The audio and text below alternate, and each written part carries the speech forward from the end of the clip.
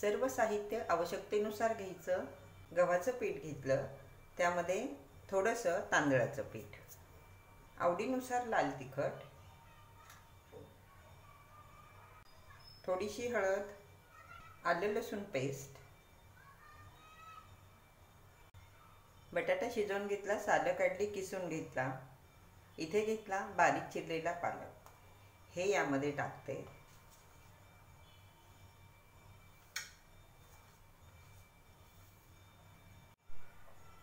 चवीनुसार मीठ। पाणी न टाकता अगोदर सर्व साहित्य एकत्र करून घ्यायचं।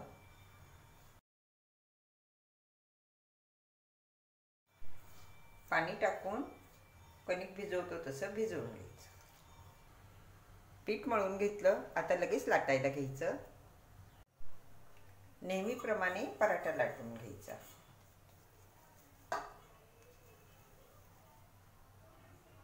दोन्ही बाजूने थोडंसं पीठ लावून लाटून घ्यायचं। थोडंसं तेल लावायचं, भरभरवायचं।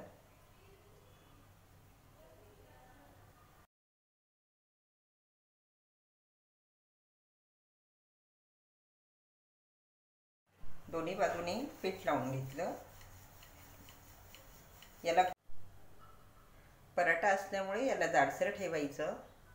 तवा गरम झाला, पराठा भाजून घेऊ।